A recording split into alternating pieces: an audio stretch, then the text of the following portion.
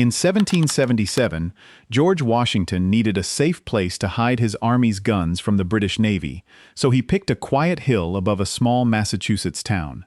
He could not have known that the workshop he founded there would go on to arm the United States through every major war for the next 174 years, and invent the modern factory almost by accident while doing it. This single arsenal outproduced the entire Confederacy by more than 30-1. It gave the world interchangeable parts and the assembly line, decades before Henry Ford took the credit. If you have ever fired a rifle or had family who carried one into battle, drop a 1 in the comments below, because the forge that helped build a superpower was eventually destroyed by the very government it made unstoppable. To understand how a hilltop hiding spot became the beating heart of American industry, you have to go back to a young nation that was almost defenseless. By 1783, the Revolutionary War was over, and the United States had won its freedom but inherited a terrifying weakness. It had no real army, no secure source of weapons, and no way to arm itself in a crisis without begging Europe for guns. George Washington had lived that nightmare in the field, watching his men run short of muskets while the fate of the country hung in the balance. He was determined it would never happen again. So in 1777, even before independence was won, Washington had ordered an arsenal built on that hill above the town of Springfield, Massachusetts. The location was chosen with cold logic. It sat inland along the Connecticut River, close enough to move supplies but far enough upstream that British warships could never reach it. For years it simply stored muskets, cannon, and gunpowder. Then, in 1794, under the new federal government, it became something far more ambitious. It started making guns. At first, the work was slow and old-fashioned. A few hundred craftsmen filed and fitted each musket by hand, turning out barely 200 weapons a year. Every gun was a little different from the next, because every part was shaped by a human hand. If a soldier's musket broke in battle, a replacement part rarely fit. It had to be filed down to match. This was how firearms had been made for centuries, and nobody imagined it could be any other way. Even before the guns began flowing, the arsenal faced its first threat, and it did not come from a foreign enemy. In 1787, a group of debt-ridden Massachusetts farmers, crushed by taxes and losing their land to the courts, rose up in what became known as Shays' Rebellion. Led by a former army captain named Daniel Shays, they marched on the Springfield arsenal itself, hoping to seize its weapons. The uprising was put down, but it rattled the young nation to its core and helped convince the founders that America needed a stronger federal government. The arsenal had already become a symbol of the country's fragile power. But a quiet revolution was about to begin, inside those brick workshops, and it would change far more than guns. The core problem was simple to state and maddening to solve. How do you make thousands of parts so perfectly identical that any one of them will fit any weapon every single time? Solve that, and you could arm a nation at incredible speed. You could repair a rifle on a battlefield by swapping in a fresh piece from a crate. The idea was called interchangeable parts, and Springfield became the place where it was finally, truly conquered. The breakthrough that opened the door came in 1819 from an inventor named Thomas Blanchard. Hand-carving a wooden gun stock, the shaped grip and body of the weapon, was one of the hardest and slowest jobs in the whole process. Every stock came out slightly different. Blanchard built a special lathe, a machine that could trace the shape of a master pattern and automatically carve a perfect copy out of a fresh block of wood. What had taken a skilled craftsman the better part of a day, the machine could do in minutes, and it did it identically every time. Sit with how radical that was. A machine was now reproducing the work of a master craftsman, flawlessly, over and over. And here is the part the history books often skip.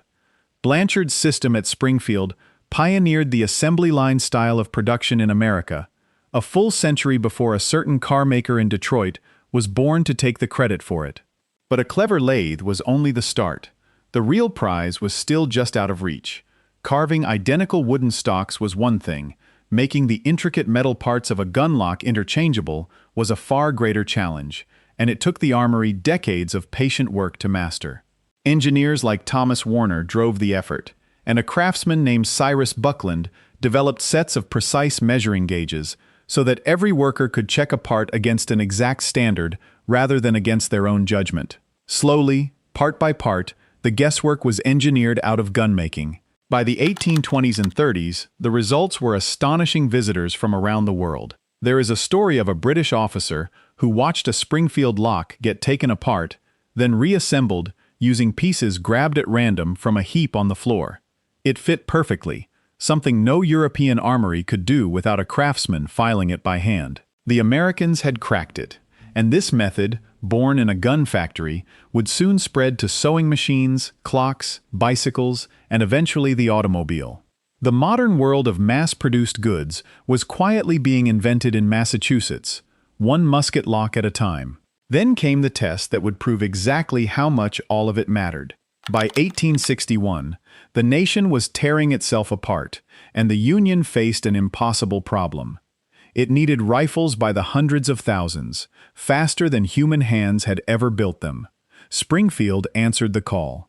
Its factories roared to life around the clock, turning out the Model 1861 rifle musket, a .58 caliber weapon built from 84 interchangeable pieces.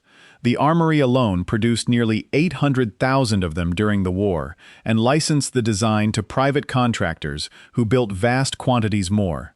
The machines Blanchard had pioneered decades earlier now paid off on a scale he could never have imagined.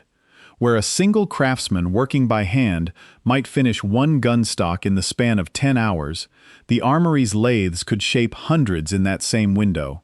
Multiply that leap across every part of the weapon, and you begin to see how one factory could outfit an army. The result was a crushing industrial advantage. The North's ability to manufacture weapons outpaced the entire Confederate South by a staggering ratio of more than 30-1. Battles are won by soldiers and generals, but wars are won by factories, and the Union had the greatest arms factory on the continent. Every time you picture a Union infantryman, you are almost certainly picturing a man holding a Springfield. The armory did not just supply the war. In a very real sense, it helped decide it. After the guns of the Civil War fell silent, the armory kept evolving, always chasing the next leap in firepower. And its most famous weapons were still to come. The turn of the century brought a hard lesson. In the Spanish-American War of 1898, American troops found themselves outgunned by enemies carrying superior German-designed Mauser rifles. Stung by the experience, the armory went back to the drawing board and produced one of the most beloved rifles in American history, the Model 1903 Springfield, a .30 caliber bolt-action rifle famous for its accuracy and reliability. It would arm American soldiers through the trenches of the First World War and beyond, and generations of marksmen would swear by it. The trenches of 1917 demanded weapons on a scale the country had rarely seen. By the time America entered the First World War, the armory had already stockpiled a massive reserve of these rifles, and it shifted into overdrive to equip the waves of doughboys shipping off to France. Once again, when the country needed to arm itself in a hurry, the hill above Springfield delivered. But the weapon that would make the armory truly legendary was not designed by a general or a famous soldier. It was dreamed up by a quiet, self-taught engineer who had swept floors in a textile mill as a boy. His name was John Garand, and he was an unlikely hero. Born on a small farm in Quebec in 1888, he moved to New England as a child, left school at 12, and fell in love with machines while working in a mill. He had almost no formal education, yet this man joined Springfield Armory in the 1920s and set himself to solving one of the great puzzles of modern warfare: how to build a reliable semi-automatic rifle, one that would fire a fresh round with every pull of the trigger instead of forcing a soldier to work a bolt by hand after each shot. It took him years of painstaking effort, but by the mid-1930s, John Garand had done it. His creation, officially the U.S. rifle, caliber .30, M1, and known forever after as the M1 Garand, was a masterpiece. It fired 8 rounds as fast as the soldier could pull the trigger, 3 times faster than the old bolt-action rifles most of the world still carried. And the timing could not have been more important, because the whole world was about to go to war again. 2 decades later, the next global conflict exposed a fatal weakness in almost every army on Earth. and America was the one exception. When the fighting began, one advantage set American infantry apart from nearly everyone else. The United States was the only major power to issue a semi-automatic rifle as standard equipment to its ordinary soldiers. While German and Japanese troops mostly worked a bolt by hand between shots, the American, with his M1 Garand, could simply keep firing. General George Patton, a man not known for gentle praise, called it the greatest battle implement ever devised. To meet the staggering demand, Springfield Armory transformed into an industrial giant. At its wartime peak, it employed more than 14,000 people, over 5,000 of them women, working in shifts around the clock. Together with a second manufacturer, they produced more than 4 million M1 rifles to arm the men storming the beaches of Normandy, fighting through the jungles of the Pacific, and freezing in the forests of Belgium. The little hilltop arsenal that once made 200 muskets a year was now arming the most powerful military the world had ever seen. The rifle even had a sound that became legend. When a soldier fired his last round, the empty clip ejected automatically with a sharp metallic ping, a tiny detail that told every man nearby he was reloading. Veterans would remember that sound for the rest of their lives. It was the noise of American firepower, ringing out on battlefields across the globe, and it came from a design perfected on a hill in Massachusetts. But there is a bitter footnote to this triumph that the country quietly swept under the rug. John Garand, whose rifle helped win the greatest war in human history, never grew rich from it. As a government employee, he received only his ordinary civil service salary. A bill was even introduced in Congress to award him $100,000 for his contribution, and it failed to pass. The man who armed a generation of American soldiers was paid the same as any other worker on the floor, and he seemed content with that. The builders, once again, went largely uncelebrated, while the nation they served reaped the reward. For nearly 2 centuries, this was the pattern. War would come, Springfield would answer, and the Armory would arm the country and push the frontier of manufacturing forward. It survived the Revolution, the Civil War, 2 World Wars, and Korea. Even in its final years, it kept innovating, developing the M14, a powerful selective-fire rifle chambered for the NATO cartridge, which replaced the Garand as the Army's standard weapon. It seemed permanent, a fixed star in the American story. But the thing that finally brought it down was not a foreign army or a lost battle. It was a decision made in an office in Washington. By the 1960s, the world had changed, and the Armory's future grew uncertain.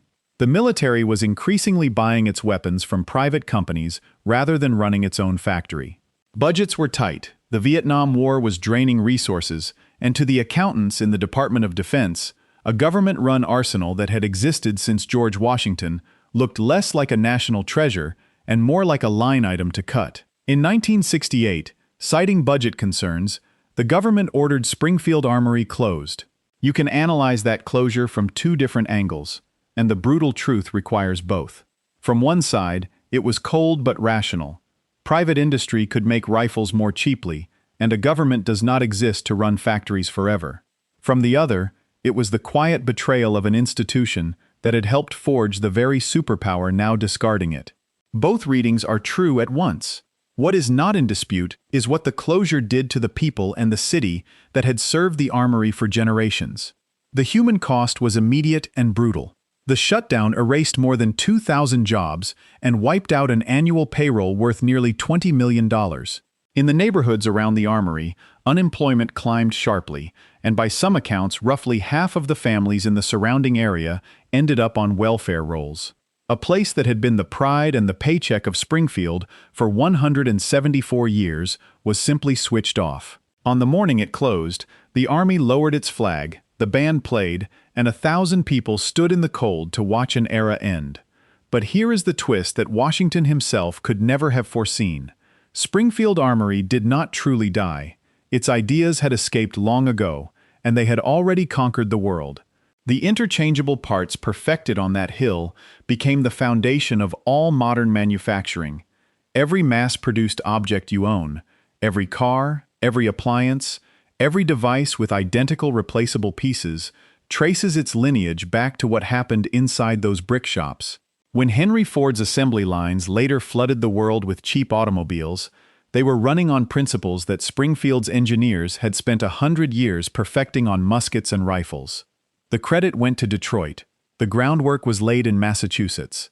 The old buildings themselves live on as a National Historic Site and a museum, home to the largest collection of American firearms on Earth, and part of the grounds became a community college where new generations still learn to build things.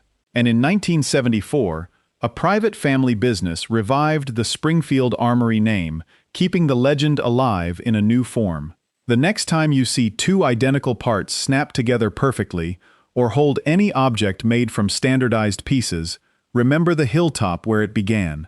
A worried general picked that spot to hide his army's guns, and by pure accident lit the fuse of the industrial age. The government he helped create eventually shut the doors, but the revolution that started behind them had already armed not just a superpower, but the entire modern world. Washington picked that hill to hide a few guns from the British. He accidentally built the factory that armed a superpower, then its heirs tore it down. What else have we thrown away and forgotten we ever built? If a Springfield ever passed through your family, drop a 1 below.